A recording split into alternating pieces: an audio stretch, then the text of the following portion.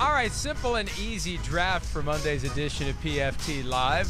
AFC East is a division we talked about earlier in the program regarding what they need to do by way of getting new players via the draft. Who are the best players in the AFC East? That's what we'll draft now. Chris, I have the trivia question. If you get it right, you get the first pick. With Tom Brady gone from the division, who is the current quarterback in the AFC East with the best career record against AFC East teams?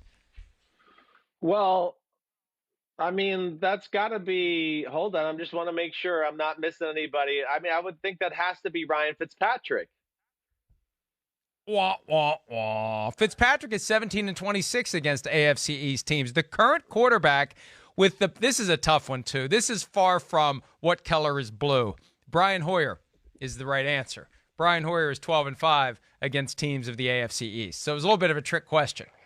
Yeah, I know. Well, I did think of him. I just didn't realize he had played that many games against the AFC East. That's where I kind of chickened out. I had a feeling it was some sort of curveball question like that. And yeah, thank you for that. That was very nice on a Monday morning. I appreciate that.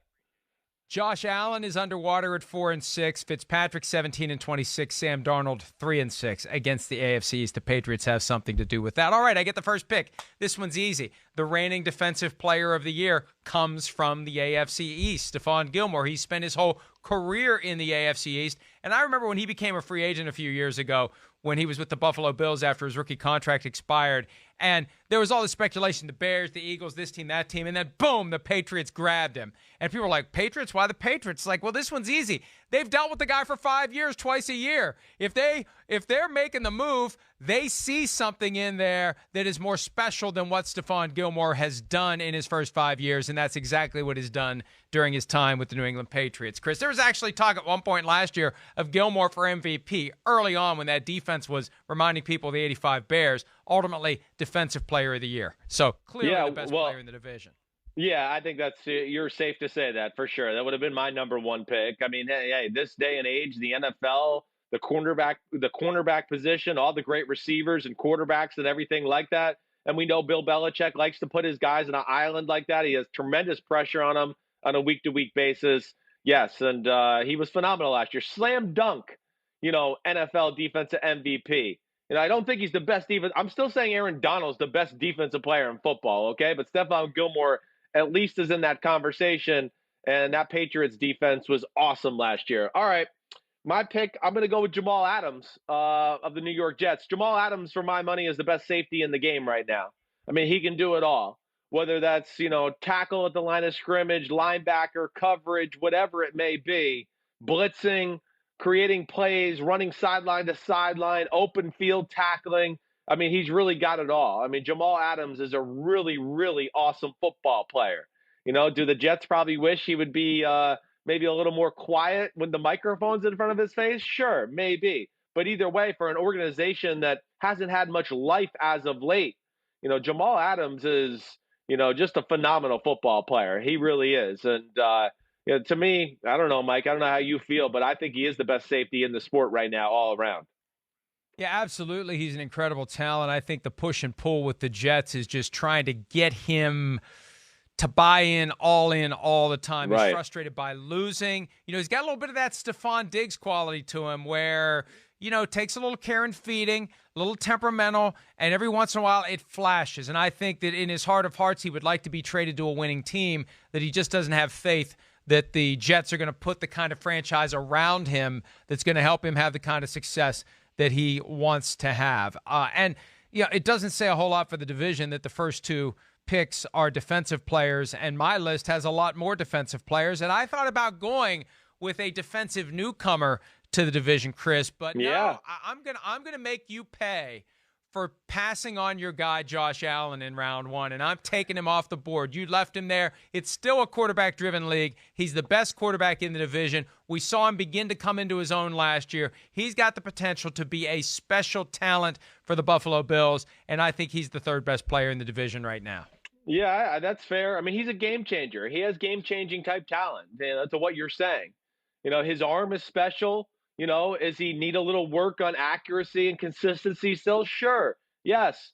But again, we've seen 2 years of incredible athletic ability and just elite traits from a player, let alone his ability to scramble around, extend plays, run for yardage, do all of those type of things. Quarterback design runs are a part of the equation. So, yeah, I'm with you. Josh Allen, for sure, is I think a budding superstar in football right now, and a guy I would say watch out for now that he's got Stephon Diggs. All right.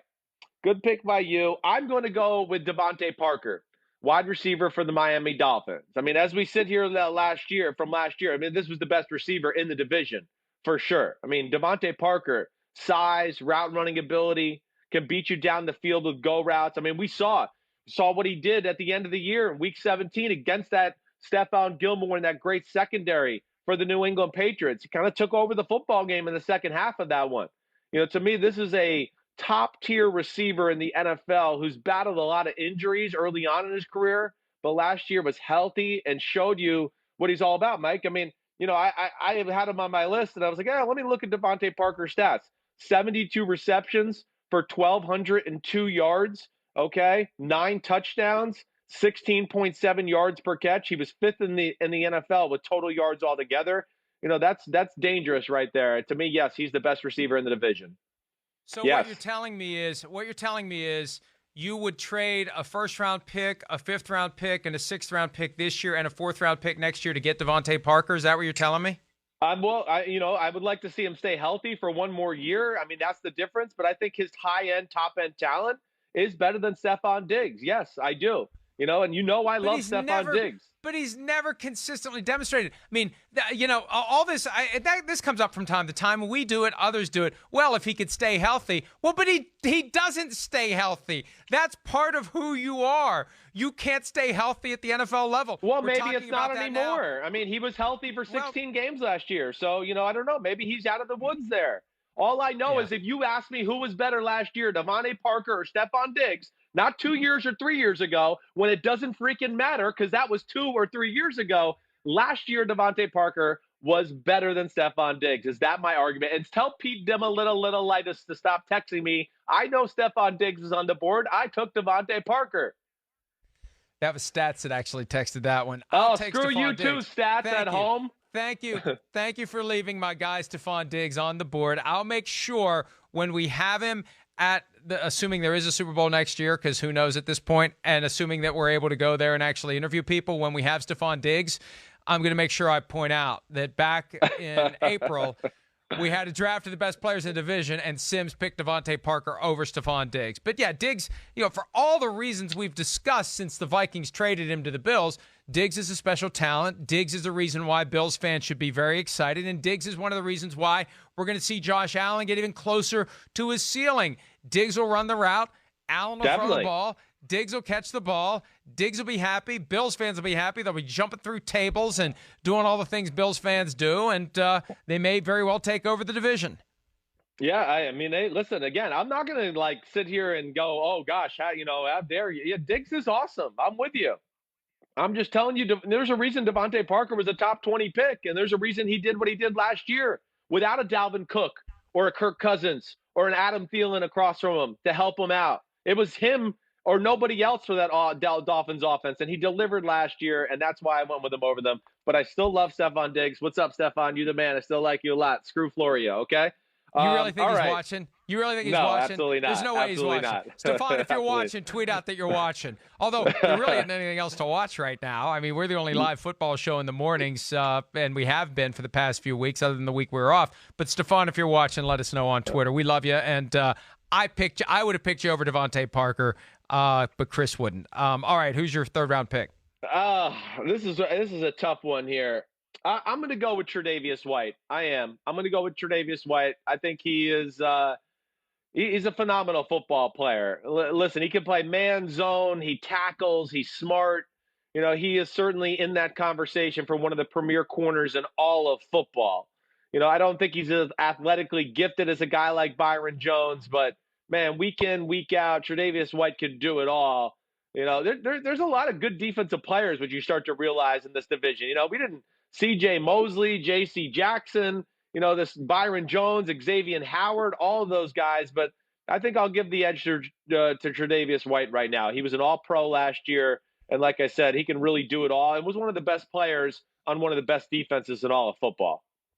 So, in hindsight, and we have to go here, but maybe the most concerning aspect of this draft for the New England Patriots, they had 1 out of 6 players on the draft. Yeah. 1 out of 6. Yeah, but they got a lot of other players that I think are right on the fringe. Like when you get to J.C. Jackson, like Julian Edelman, I thought about taking. Of course, Devin McCourty's in that conversation. That way I thought about them in a lot of ways. But yes, I don't know if they have the elite players that we're talking about. Hi, I'm Mike Tirico, and thanks for watching. Make sure to hit subscribe for the latest news and highlights from NBC Sports.